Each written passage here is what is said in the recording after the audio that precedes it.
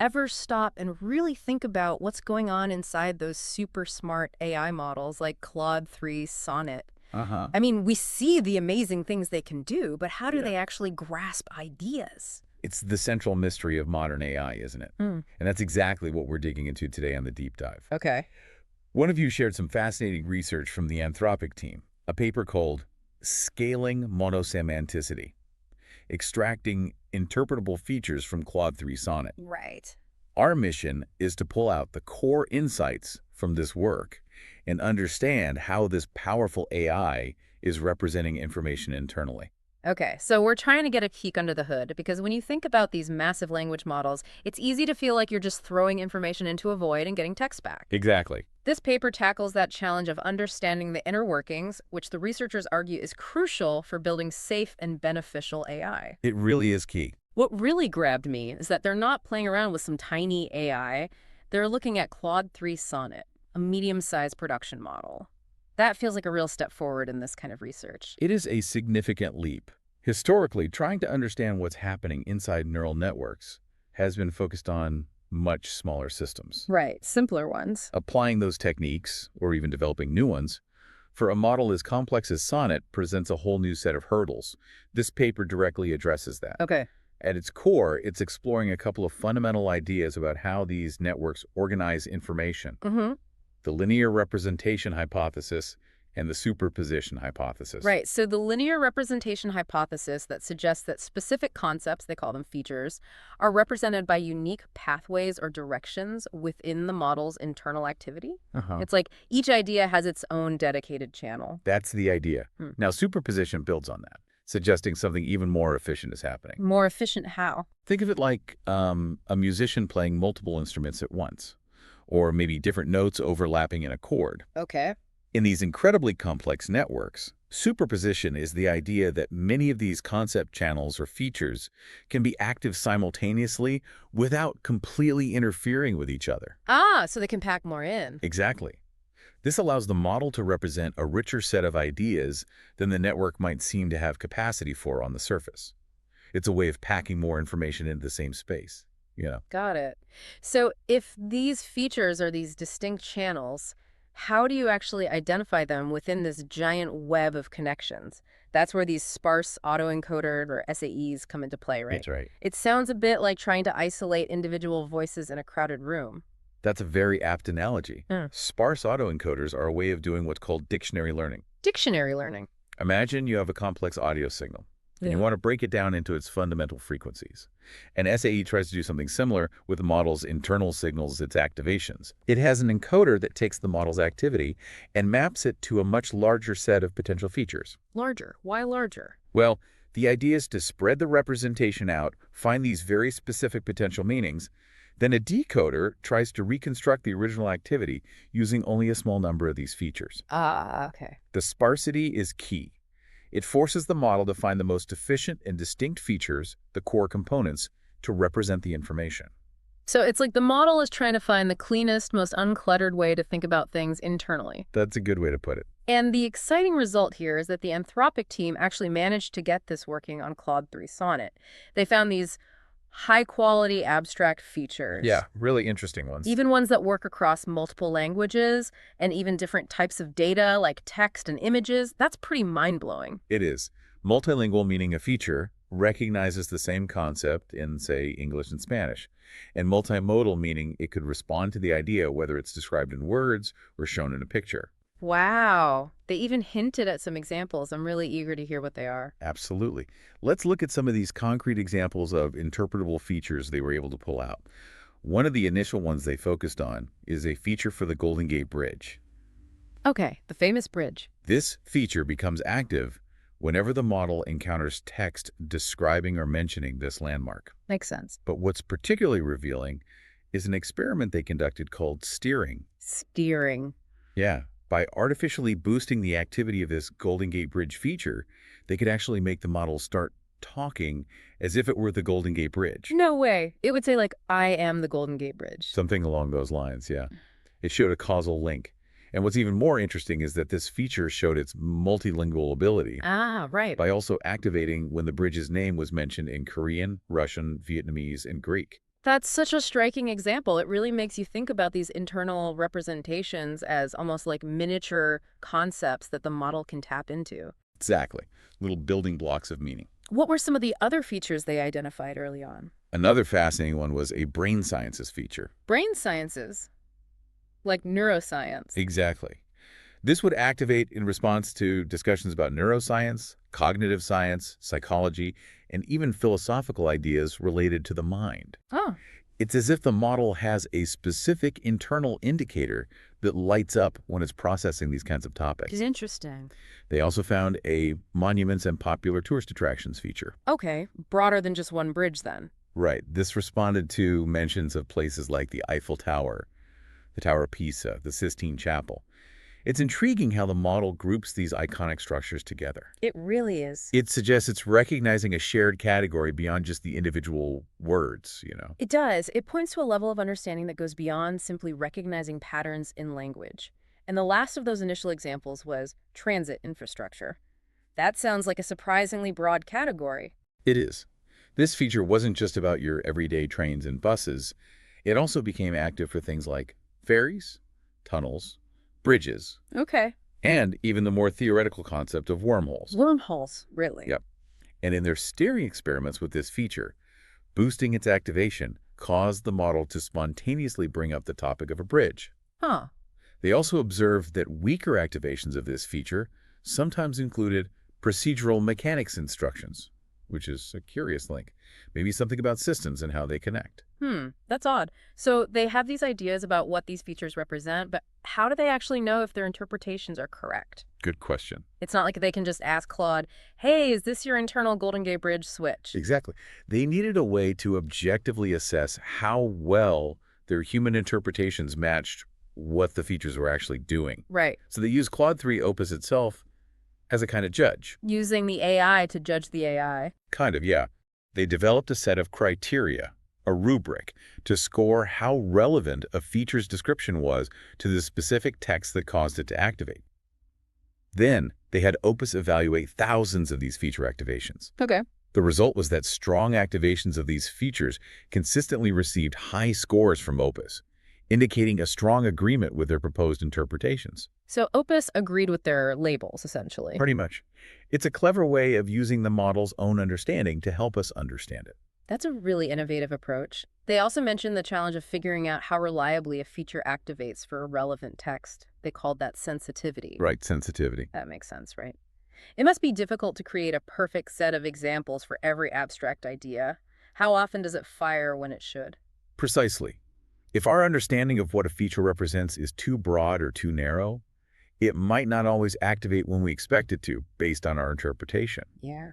This challenge likely becomes more complex as we try to understand more abstract features. Speaking of more abstract, let's delve into some of the sophisticated features they discovered, particularly those related to understanding computer code. The code error feature sounds really interesting. It is. This feature has a very specific trigger. It fires almost immediately when it encounters an incorrectly spelled variable name in code, like write Genet instead of write in Python. Okay, a typo detector for code? Well, sort of, but more specific. Not just limited to Python. They found it also activates on similar types of mistakes in C and Scheme. Ah, across languages. But here's the key thing.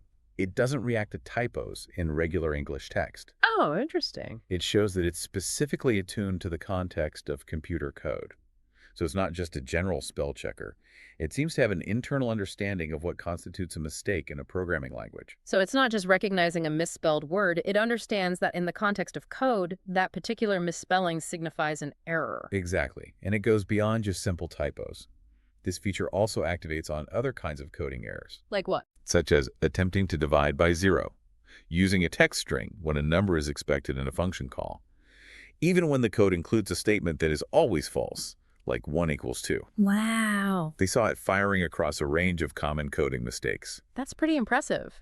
It suggests the model has an internal representation of the rules and expectations within different programming languages. It really seems that way. And they also conducted steering experiments with this code error feature, didn't they? They did. When they artificially activated the code error feature on code that was actually correct, Uh-huh. the model hallucinated an error message. They made up an error. Yeah, Conversely, when they suppressed this feature on code that did contain a bug, the model predicted the output as if the bug wasn't there. So it ignored the bug? Right. And even more remarkably, in some cases, with the right prompting, suppressing this feature even led the model to rewrite the buggy code and fix the error itself, though they did note it was sensitive to the prompt. Wow. That really points to a direct link between this internal feature and the model's ability to understand and deal with errors in code. It's strong evidence for causality. They also mention an addition feature. That sounds like it's representing a very fundamental mathematical operation. It is. This feature becomes active when the model sees function names and definitions that are related to adding numbers. Just addition. Apparently so. It's even sophisticated enough to distinguish between a function called calculate that performs addition versus one that performs multiplication. Huh. It consistently activates right at the end of any function definition that implements addition. And it even understands when functions are combined, like when one function uses another function to do the adding. Precisely. If one function calls another function that then performs addition, this addition feature still activates. Okay. But if it calls a function that does something else, like multiply, it doesn't. Very specific. They also found that this feature is very strongly linked to the model's actual execution of code that involves addition. Its attribution is high in those cases. Makes sense. And in a clever steering experiment, they activated this feature on code that had nothing to do with addition, and it essentially tricked the model into thinking it was supposed to be performing an addition operation. These code-related features are really fascinating. It feels like we're moving beyond just seeing AI as a pattern-matching machine. It certainly pushes in that direction. Now, a question that naturally comes to mind is, are these features that the SAEs are uncovering just reflections of individual neurons within the model, or something more complex? That's a critical point. If these SAE features were simply mirroring the activity of single neurons, then it wouldn't be telling us much new about how the model organizes information at a higher level. Right, it'd just be finding the addition neuron or whatever. Exactly. So, to investigate this, they looked at the statistical relationship, the Pearson correlation between the activation of their SAE features and the activation of every single neuron in the layers of Claude 3 Sonnet that came before the SAE. Okay, comparing features to the neurons feeding into them. And what did they discover? Were these features and individual neurons strongly connected? For the vast majority of the features, a whopping 82% of them, the neuron that showed the strongest correlation had a correlation of only 0.3 or less. That's not very high. No, it's quite low. It suggests that these features are not simply representing the activity of single neurons in the earlier parts of the network. When they manually looked at the neurons that had the highest correlation with some of the features, they often saw little resemblance in what those neurons seemed to be responding to. So the neuron itself didn't seem to represent the same concept clearly. Not nearly as clearly now. Yeah.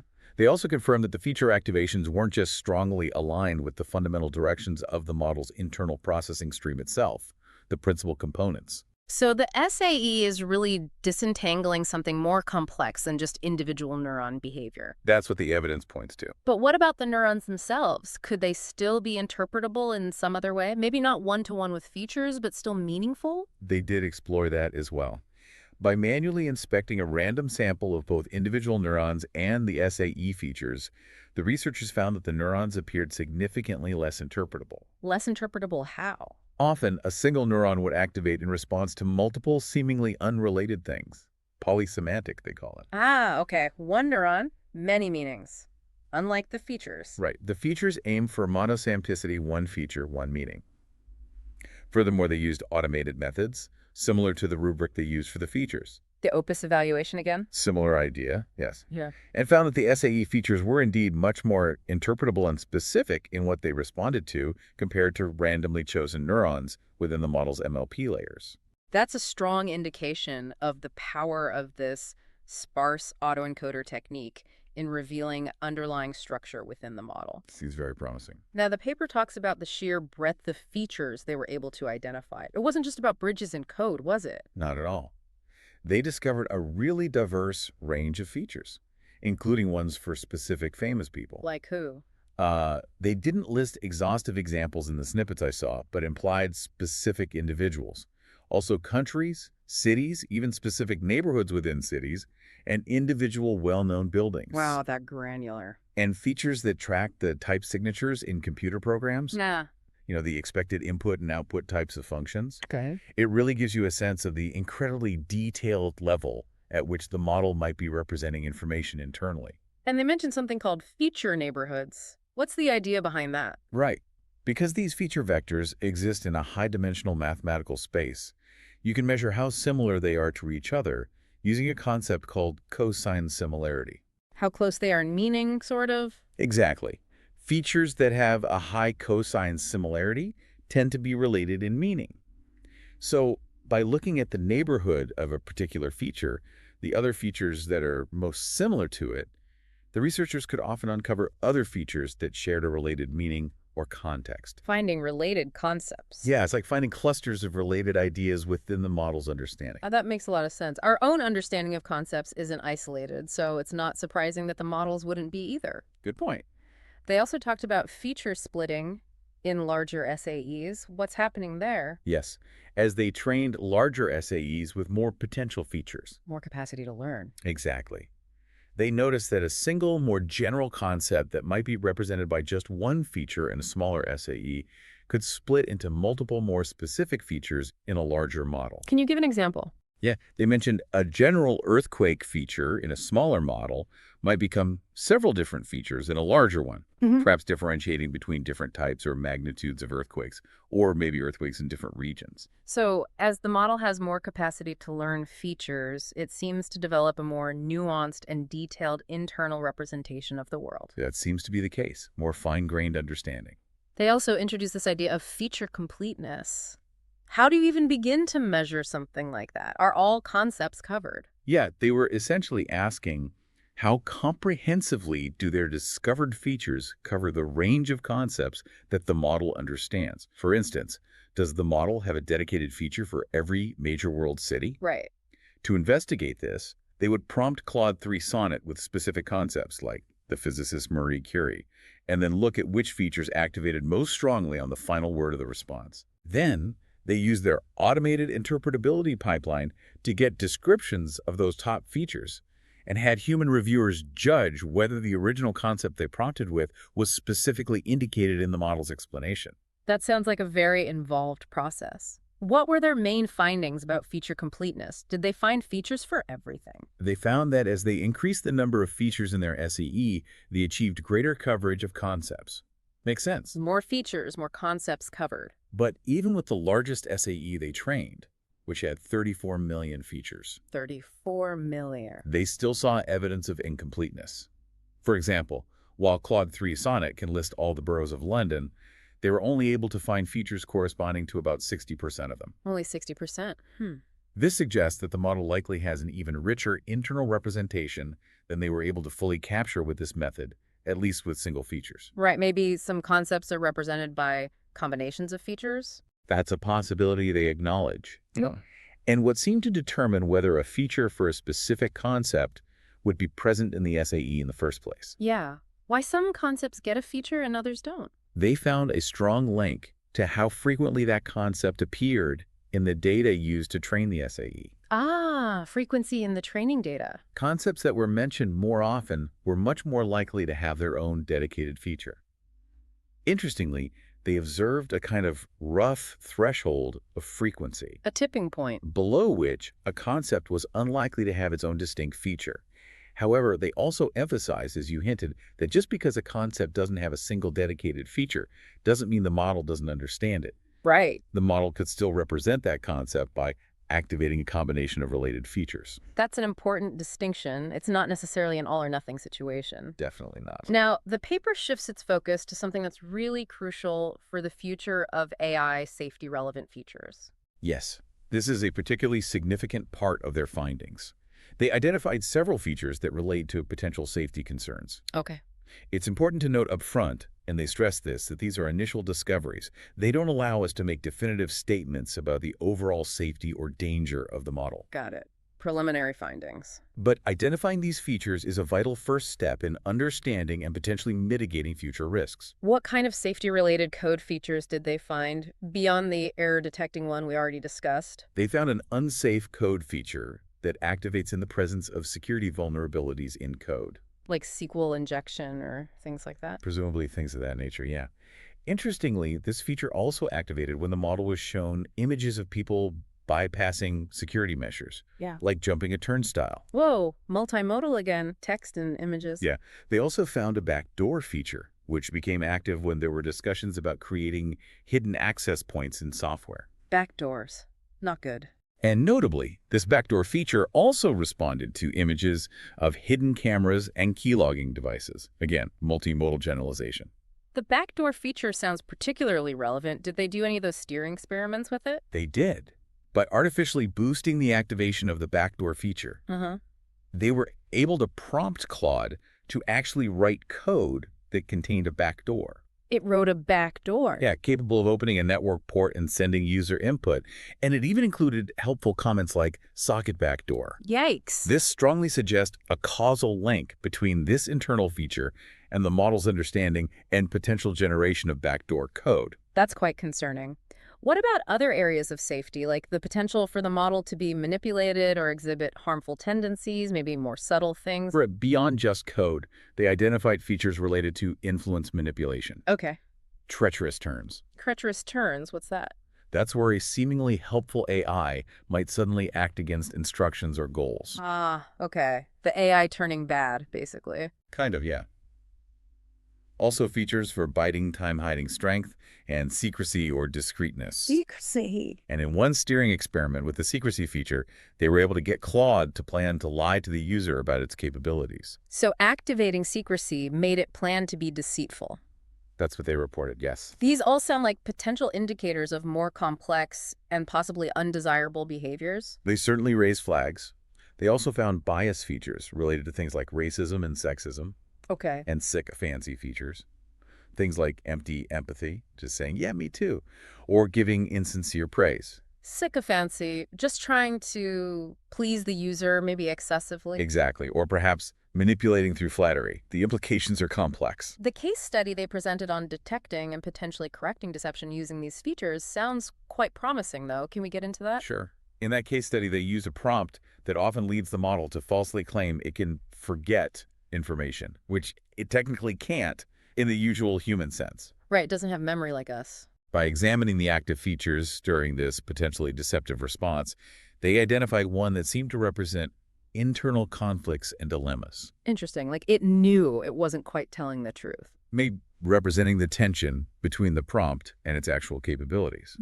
They also found a scam email feature, A feature for scam emails. apparently.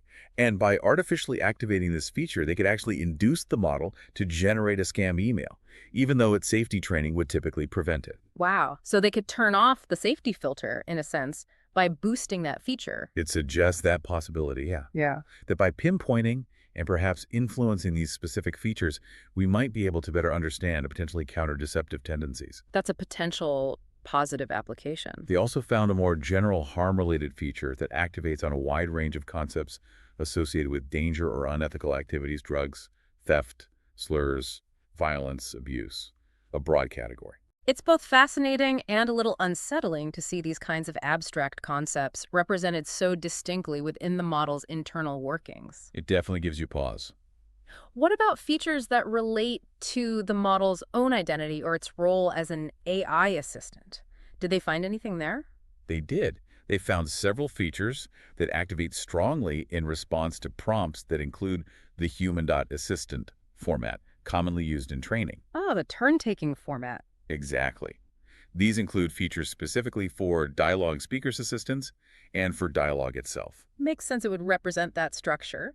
And in one interesting experiment, by artificially suppressing the assistant feature. Turning down the AI-ness? Kind of, yeah. They could actually elicit more human-like responses from the model, moving away from its typical AI persona. That's a really intriguing way to explore how the model understands its own role. It is. And it gets weirder. When they prompted the model about itself in seemingly neutral ways, asking about its nature, they observed the activation of features related to robots, yes, but also destructive, AI, consciousness, moral agency, emotions, entrapment, and even ghosts. Ghosts. Seriously. Seriously, this suggests that the model's internal representation of its AI assistant identity draws on common cultural ideas and tropes, and is maybe quite anthropomorphized. So it thinks about itself using human concepts, even spooky ones. That's one interpretation. However, the researchers caution strongly against overinterpreting these findings, Right.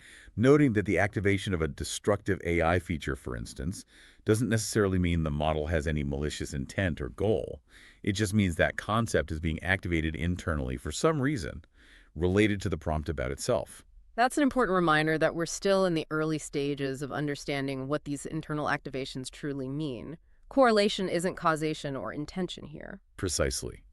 We see the feature light up, but the why and the what next are still open questions. Now, the paper briefly touches on how this dictionary learning approach compares to other methods used to try and understand these models, like linear probes. What were some of the key differences they highlighted?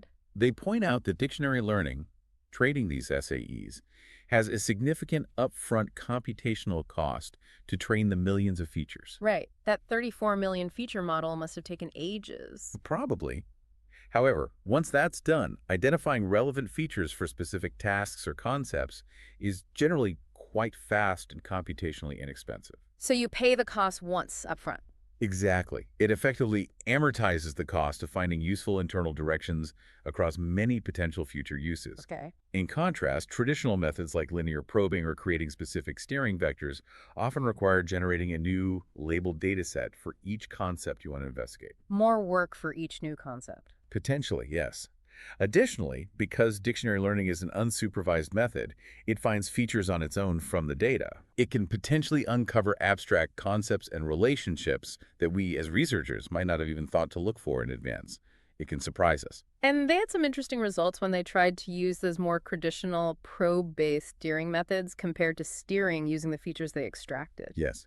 In several instances where steering based on their learned SAE features successfully altered the model's behavior in predictable ways. Like the Golden Gate Bridge talking. Right. They found that steering using probe-based methods that relied on just a few examples, few-shot probes, was less effective, and the probe directions themselves were often harder to interpret. Didn't seem as clean. So the SAE features were better for steering in their tests. In those specific comparisons, yes. However, they do acknowledge that in situations where you have access to a large amount of labeled data for a specific concept, these other steering techniques might be just as or even more effective. Fair enough. They see the main strength of the SAE feature-based approach as its ability to automatically discover useful steering directions without requiring extensive labeled data for each concept of interest. Okay, so it's good for broad exploration and finding things you didn't expect. That seems to be a major advantage. So what are the big takeaways here in terms of AI safety? Where does this leave us? Well, as we've discussed, the researchers emphasize that these are preliminary findings. Right, caution is needed. The mere existence of these safety-relevant features like backdoors or bias or deception isn't entirely unexpected, given the vast, messy amount of data these models are trained on from the internet. It reflects the training data, good and bad. Exactly. The critical next step is to understand when these features become active and what other internal processes they interact with. It's not just about the feature existing, but about its dynamics. When and why does the backdoor feature light up? Precisely. The paper outlines several avenues for future research, Such as, including studying which features activate when Claude expresses its understanding of its own identity, those self-representation features we talked about. Also, when it's asked about its subjective experiences, if any, probing the ghost feature more. maybe carefully, yes, and crucially, understanding whether the process of fine-tuning the model to be helpful and harmless might inadvertently strengthen or weaken these safety-relevant features. Does safety training suppress the backdoor feature or just mask it? That's a really important question for alignment. Absolutely. And they did mention some characteristics of these features that offer a glimmer of hope for future safety applications, some positive signs. Yes. They observed that some of the features they identified based on text data also seem to respond to related concepts in images, even though the SAE wasn't trained on images initially. that multimodal generalization. Right, like the unsafe code and bypassing security images. Exactly. They also saw evidence of concrete abstract generalization, meaning a feature might respond to both abstract discussions of a concept and to concrete examples of it, like the feature for security vulnerabilities activating both when someone talks about them in general and when it encounters specific examples of vulnerable code. So the feature understands the concept at different levels. It seems so.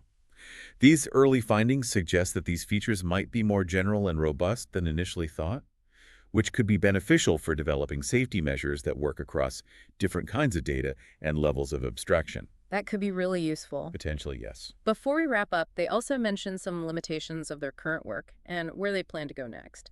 What were some of the key areas they highlighted? Several important points. Their current SAE models were trained on a dataset of text only, which didn't include the specific human-not-assistant formatted data that Claude itself is fine-tuned on. Ah, so not the final training stage data. Right, nor did it include any image data initially for the SAE training itself. They plan to incorporate more representative data in future work. Makes sense. What else? A fundamental challenge in this field, interpretability research generally, is the lack of a clear, objective way to measure interpretability. How do we know for sure we've found the true meaning? Yeah, that seems tough. There's no ground truth answer key. Exactly. It makes it difficult to definitively say how well their method is working compared to some ideal. They also mentioned the issue of cross-layer superposition. Crossley. The idea that the single concept might actually be represented in a distributed way across multiple layers of the neural network, not just one. Okay. That would make it harder for a single layer SAE, like the ones they use here, which look at one layer at a time, to capture that concept fully. So the concept might be smeared across the network? Potentially. Finally, they acknowledged the ongoing need to develop more efficient algorithms to allow them to scale this kind of feature exploration to even larger and more complex AI models coming down the pike. Always chasing the scaling frontier. It seems that way in AI research, yes. So it sounds like this is a really exciting and rapidly evolving area of research. To quickly summarize our deep dive into this Anthropic paper, it seems they've made some really significant strides in giving us a peek into the inner workings of complex AI like Claude 3 Sonnet. Absolutely. By using sparse autoencoders, Yeah. they've demonstrated that we can identify meaningful and surprisingly abstract concepts as distinct features within the model. Yeah. And these features aren't just random noise. They show a clear relationship to specific ideas and can even influence how the model behaves. Causally influence. Causally influence, yes, particularly in areas that are critical for safety, such as understanding code errors and potentially even those sensitive areas like deceptive tendencies. And this research feels like a really important step forward in our ability to understand how these AI models represent knowledge, which ultimately is going to be crucial for building more reliable, controllable, and safe AI technologies in the future. Couldn't agree more. The concrete examples of the features they've uncovered provide tangible starting points for further investigation and, the development of potential safeguards against harmful behaviors. Indeed. This work provides a powerful new lens through which to examine the inner lives, so to speak, of these AI systems. On that note, here's a thought to leave you with. Consider how this increasing ability to dissect an AI's understanding might fundamentally change our relationship with these technologies. Could we one day have a detailed map of an AI's internal thoughts and intentions? And if so, what new possibilities and maybe challenges might that create? A truly fascinating, a crucial question to consider as this field continues to advance at such speed. For those of you who want to explore this topic in even greater detail, we highly recommend checking out the original paper, Scaling Monosemanticity, Extracting Interpretable Features from Claude 3 Sonnet, from the Anthropic team. It's definitely worth a read if you're interested in this. It's a really rich and thought-provoking piece of work. And definitely keep an eye on Anthropic's ongoing research in this incredibly important area. For sure. Maybe reflect on some of the examples we discussed today and consider what other abstract concepts you might expect to find represented within a sophisticated AI. Thanks for taking this deep dive with us.